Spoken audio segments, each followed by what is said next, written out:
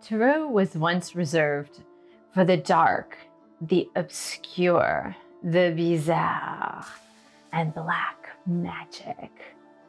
And until recently, Tarot was brought into the light by social media platforms such as YouTube. Welcome, my name is Michelle Fondin. I'm an author and speaker, and welcome to my Learning Tarot playlist. Today, we are going to focus on how to give bad news in a tarot reading. First, if you're new to my channel, welcome. Thank you for subscribing below. Click on that bell, scroll up to all for all notifications, and thank you for giving the video a thumbs up. I do readings. Believe it or not, I do readings, 30, 60, and 90-minute readings, twin flame, romance, general readings, life path and purpose. You can book that at my website, michellefondinauthor.com.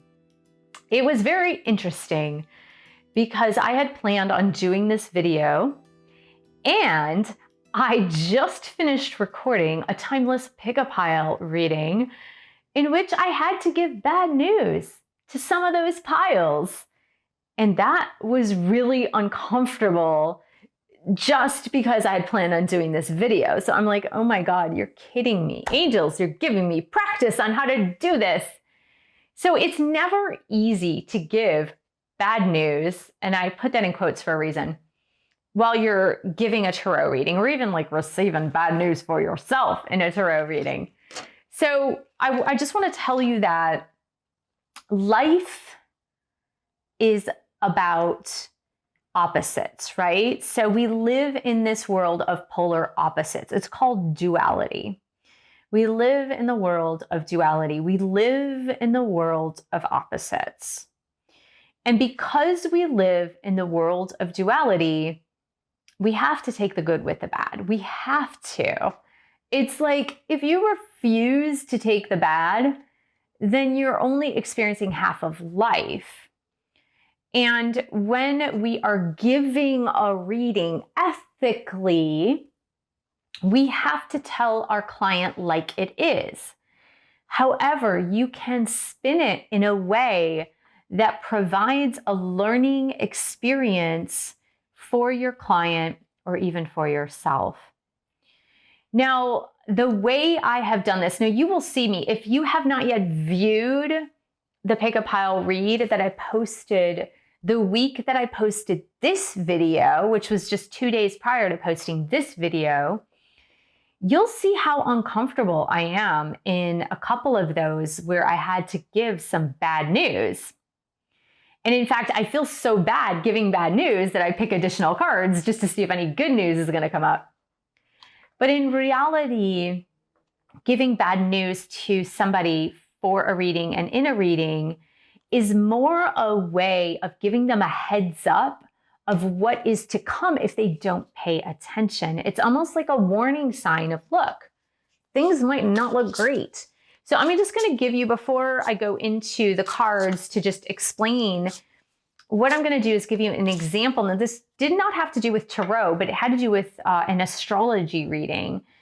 And it was back in 2013, and it was a tarot reader, spirit medium, that had predicted I was going to meet someone and have a very important relationship with them within 6 months of that reading. Kind of in the middle, around the 3-month mark, or maybe 2-month mark, I met a person who I thought was the person because we had a lot in common. Everything was going really well. And so what I did was I paid an astrologer from India to match our charts and see if we were destined to be together. And right away, he didn't even really, I don't think I paid very much money, but right away he came back and he said, you guys are not a match. And I said, what? This makes no sense. And I was totally against this gentleman's astrology read. Well, fast forward 3 to 4 weeks and everything blew up and this person was absolutely not a match for me. So just to let you know that had I listened to that heads up, I would have maybe looked out for the warning signs as to why this person was not a match for me. So it's interesting because, oh my God, like right here, I'm getting like some challenging cards. And right off the bat, I just pulled 2. And what I want, and they're not all challenging, but they might look challenging. So I got the Tower card, I got the Devil card, and I got the Moon card. So when you're looking at a spread like this, which it just so happens that all 3 of these are major arcana, and I don't use this deck except for demonstration purposes for you guys. So it's very likely that when I did my major and minor arcana, they were not shuffled. But I just want to, so I pulled the Tower first, and then the Devil, and then the Moon. What? So the thing about a general read or like a love read or a career read or something like that, this would be a heads up for me, for the person, that the direction that they're moving in, whatever it is referring to, the direction that they're moving in is kind of not the right direction. It's not the direction that their angels and guides want them to go into. And so in order to change that, they need to change their perspective. So I would say it's about changing perspective in this case when you get like 3 cards that are rather challenging. I would say the Moon card is not super challenging, but there is a challenge in it. Because with the Moon, it's dark out. And so you can't see the light, right? And with the Devil card, which is the ego, like I like to call this the ego card, you can see there's the lovers below, but they're chained together, but they're chained by something that's not pleasant. So I would say that if you're giving a general read and you get a bunch of challenging cards for your client, think about the question that they have asked you, or think about the situation that they have presented to you. And oftentimes, a client will come to you for validation of a decision that they have made already. Like they've already made the decision. And they come to you as, you're a reader, they come to you for validation to kind of confirm the decision that they've made. And when it becomes problematic for a reader is when the client comes with a certain amount of expectations to the table, where they think, like me, when I met this person, they think they found the love of their life. And when in fact, the cards are really going to clearly show you that this person is not the love of their life. Or if it's their job that they found and they think, oh my God, this is the perfect job for me. And then the cards clearly indicate, yeah, you're not going to be happy there. This is not the job for you.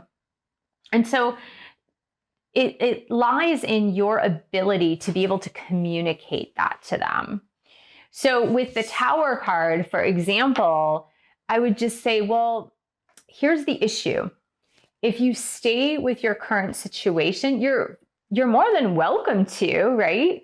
But if you stay in your current situation, you may be repeating some lessons that you've already repeated in the past. No, you are free to repeat those lessons. Like life will give you those lessons to repeat again and again until you actually integrate them.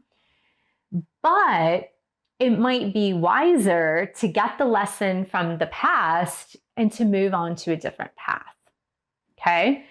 Because what I would say in addition with the Devil card or the ego card is that the issue with the decision that you've made and like repeating patterns is that these patterns are actually feeding your ego.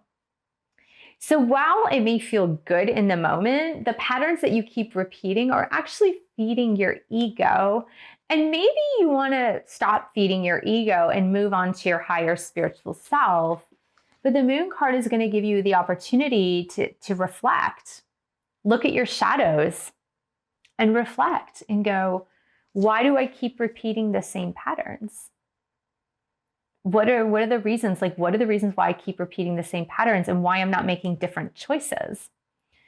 And so the Moon, of course, gives us the opportunity to take a look at that, mull it over in the darkness, in the quiet of the night, And then when the light comes forth, maybe I'll be ready to make a different choice. Now, the one problem that we have when giving bad news, and I always say bad news because, like, is it really bad news to give somebody a heads up that a person they picked for a relationship is not for them? Is that really bad news? I would say that's more good news, because let's suppose that you've picked a person to be in a romantic connection with, and you really believe that this is your person, but then, you know, a reader's going to come in and tell you, like, well, from what I'm seeing, this is probably not a great match. And had you not had that insight, you would have maybe stayed with that person for a year or 2 years of your life, slowly or really quickly getting miserable and not understanding why. So the reason why I had put that in quotations of the bad news is that it's almost like it's good news, because I would rather have a heads up that this is not going in the right direction for me than to be blind to it for months or years, and then one day awaken and go, what in the world am I doing here? So I believe that that is how you would present that to a client. Now, the other problem that I'm going to give you is that you will get pushback from a client sometimes, where you're giving them the news that's in front of them that's maybe not what they intended to hear. And they want more information to validate the thing that they came up with in the first place. So they're like, you know, I know this is the perfect job for me. I've interviewed for 20 jobs and I know this is the one. You're telling me it's not. How can I interview for another 20 jobs? That makes no sense. You know, they want you to keep reconfirming. So what I would do in that case is I might pull from a different deck. You know, if you pull from a different deck and you ask about this person's job, and then another challenging card comes out, well, look, another challenging card came out, 4 of Ariel. This is about poverty, right? This is about not moving forward financially in a good way. I feel like, you know, this is a card, 4 of Pentacles, that can lead to not having abundance or living paycheck to paycheck, or maybe like going back to the same financial situation that you were in before and not evolving and growing and changing. And so what you can do for your client is pick cards, again, from a different deck that can maybe confirm or give a little more information on their situation to help them understand better why they're receiving this challenging information. And so what I have found, that even if a client is not happy about receiving bad news, that in the end, they're almost grateful for the heads up. Some still stay angry and upset and like more with the way things are going, not with me personally, but with the way things are going in a reading and just that disappointment that overcomes them. But I always say to the client, look, I don't want to sugarcoat things. I'm not going to lie to you. I'm not going to cater to your ego or your expectations. I'm going to tell you the truth. And in the end, I really believe that clients are happier with the truth than they are if you try to sugarcoat something. Because again, life is about duality. There is good and there is bad. There's black and there's white. There are areas of gray, but you can't have everything good all the time. That's just not the way life works. So I hope this was helpful. Thank you so much for joining me. Thank you for subscribing to my channel below. Click on that bell, scroll up to all for all notifications, and thank you for giving the video a thumbs up. Thank you for sharing this with others who are interested in learning about tarot. And thank you so much for your support of my channel. I have 9 published books. You can buy a few books. The affiliate links are below, and you can help to support this YouTube channel. And I will see you in the next video.